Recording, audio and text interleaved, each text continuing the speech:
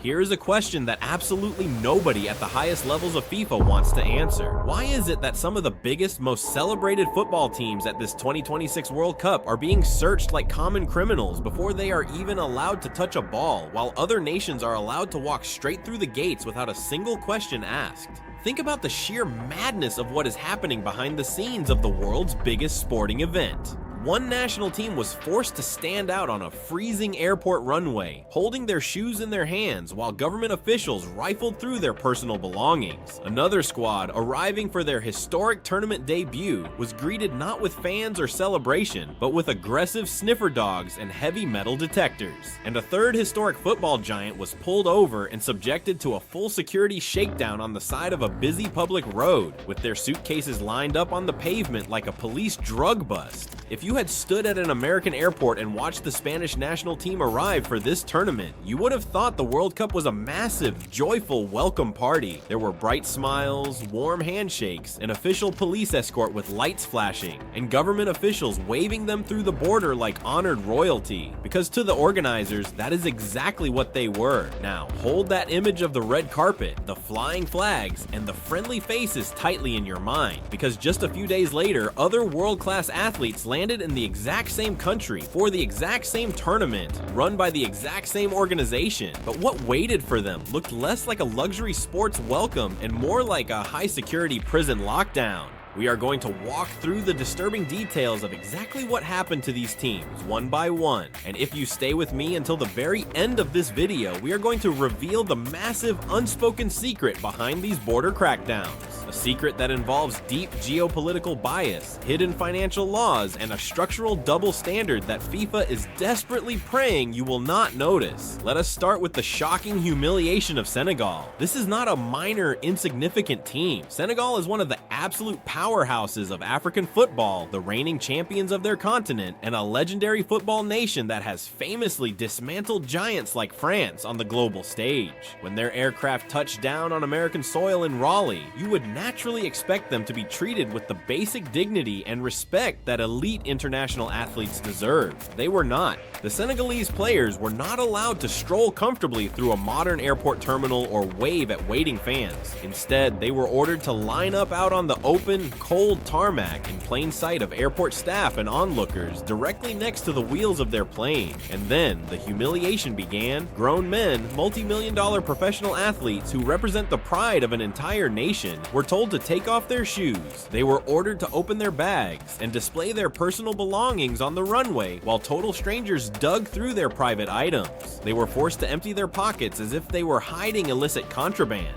Naturally, someone recorded the incident. The footage leaked online, and within minutes, the football world erupted into absolute fury. The comment sections were unified in their disgust. Fans called it an international disgrace, with thousands pointing out the obvious, uncomfortable truth. Would a top-tier European nation ever be forced to stand barefoot on an open runway while security guards went through their luggage? Nobody could give an honest answer. In a desperate bid to calm the raging storm, the Senegalese Football Federation released a heavily worded statement. They claimed the check was merely a prearranged security measure designed to speed up their travel process and that everything was done under standard aviation rules. But no amount of corporate public relations could erase the raw visual evidence. The world saw exactly what happened. A proud African giant treated like a high security threat. What makes this situation truly bizarre is that this same federation had been incredibly loud and aggressive just months prior, fiercely complaining about poor accommodation and unfair treatment before a major match against Morocco. Yet now, facing a blatant public shakedown in America, they suddenly chose to play it down and stay silent. You can decide for yourself what corporate pressures forced that sudden change of heart. But the anger didn't stop there, because Senegal was just the beginning of a wider, more systemic lockdown. The next incident was even more difficult for FIFA to defend, and it took place in New York. Move your attention to Uzbekistan. This 2026 tournament represents the ultimate peak of their sporting history, their first ever World Cup appearance, a historic debut that an entire nation had been dreaming about for decades. They arrived in New York to play a high-profile warm-up friendly against the Netherlands. As the Uzbek squad stepped off their team bus at the stadium, expecting a standard professional match day routine, they were abruptly halted by security forces. They were ordered ordered to hand over their phones, empty their pockets, and pass through heavy security metal detectors. Then came the ultimate insult. The players were forced to line up all of their team gear and personal bags in a straight row on the concrete ground. A handler then walked an aggressive detection dog up and down the row, forcing the animal to sniff the luggage of an entire national football team. Even the coaching staff wasn't spared. Their manager, a legendary figure who has literally won the World Cup as a player, was forced to stand in line and empty his pockets like a common suspect. When a journalist from a major American television network broadcasted the footage, the public backlash was instantaneous. But it was the hidden double standard of that day that turned a bad story into something truly ugly. The players from the Netherlands squad, the exact team Uzbekistan had traveled to play against, did not have to go through any of this. Same stadium, same afternoon, same match. One team was subjected to sniffer dogs and biometric checks, while the other team was waved through with a smile. You do not need a complex tactical breakdown to see how deeply broken that system is. Then came the giants of Uruguay, and this might be the most iconic, infuriating image of the entire tournament so far. Uruguay is not a small, developing football country. They are two-time World Cup winners, a global superpower of the sport boasting historic legends and some of the most expensive superstars in modern football. By the time they arrived in Miami for their opening match against Saudi Arabia, they were already exhausted, having dealt with massive paperwork delays that their federation openly blamed on FIFA mismanagement. They landed with barely 24 hours to spare before kickoff, carrying the immense psychological weight of a country that demands victory. But on their way to the stadium, the ultimate insult occurred. The team bus wasn't stopped at a secure checkpoint or inside a private facility. They were pulled over on the side of a busy public road. Out in the open, under the blinding sun, Uruguay's multi-million-dollar squad was forced to stand on the pavement while their suitcases were lined up along the public roadside. A security handler walked a sniffer dog up and down their bags while the players stood there, completely helpless. One viral video clip caught a famous Manchester United midfielder standing with his arms tightly crossed, his face a perfect picture of pure exhaustion and utter disgust. Next to him stood a superstar defender with bright dyed hair, forced to wait like a suspect in a roadside investigation hours before the biggest tournament of his life. Despite this intense psychological disruption, Uruguay still had to go out and play a World Cup match just a few hours later, fighting through the stress to salvage a tense 1-1 draw. But the image that defined that night wasn't the equalizing goal. It was the humiliating sight of world-class athletes standing on a Miami highway while a dog searched their gear. Now, let us step back from the tarmac and the roadside searches to look at the terrifying larger picture, because 3 isolated incidents could be brushed off as bad luck. What is happening at the borders proves a deliberate, calculated pattern of exclusion. It isn't just about searches, it is about turning people away entirely. An elite Iraqi striker landed at Chicago's O'Hare International Airport only to be pulled into a concrete back room and detained for 7 grueling hours before he was finally granted entry to play for his country. A professional photographer traveling with that exact same Iraqi delegation was rejected at the border entirely and sent back on a plane, completely ruining his career opportunity. Then came the most scandalous decision of all. One of the top football referees in Africa, an elite official from Somalia, handpicked by FIFA to manage matches at this World Cup, was flatly denied a visa by American immigration officials. Think about the complete absurdity of that choice. An official invited by football's global governing body to enforce the rules of the tournament was told he was not welcome in the country. He was forced to fly home, where he was greeted with a hero's welcome by crowds waving flags for the man the host nation rejected. The double standard was so blatant that neighboring Canada had to step in, quickly granting him clearance to officiate matches across the border just to save the tournament's integrity. To top it all off, multiple senior executives and staff members from the Iranian football delegation had their visas completely denied, crippling their team's logistical support before a single ball was kicked. Line up the casualties of this hidden border war: Senegal, Uzbekistan, Uruguay, Iraq, Somalia, and Iran. The question is no longer about a single nervous security officer having a bad day. The question is about who keeps ending up on the wrong side of the security rope. And this brings us to the massive hidden secret that explains everything wrong with this World Cup.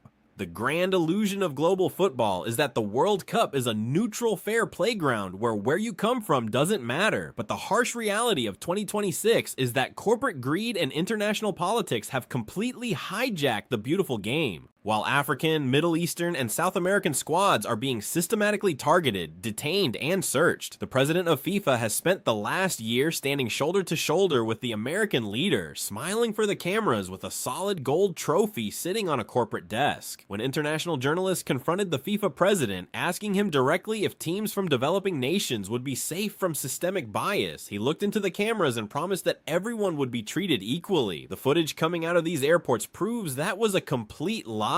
The hidden secret behind this disparity is a radical, unspoken financial and immigration policy implemented just before the tournament began. The host nation quietly enforced a highly controversial rule, forcing citizens from specific developing nations to post a massive cash bond, ranging from $5,000 to $15,000, just to apply for a basic entry visa to see their teams play. This World Cup was never designed to be an equal celebration of global culture. It was designed from day one as a corporate, high-security fortress structured to favor wealthy Western nations while treating the rest of the world as potential security threats and second-class citizens. FIFA and the local organizing committees will tell you that security must be tight because of the massive scale of the event. They will tell you that sniffer dogs and tarmac checks are completely routine. But routine security does not explain why European squads walk through the red carpet while African and Asian debutantes are forced to take off their shoes on the concrete. It does not explain a world-class referee being sent home or a star striker being locked in a back room for 7 hours. The 2026 World Cup was supposed to be the one stage on Earth where the only thing that mattered was how you played the game. But for a massive portion of the globe this summer, it mattered a great deal where they were from, long before they ever had the chance to touch the ball.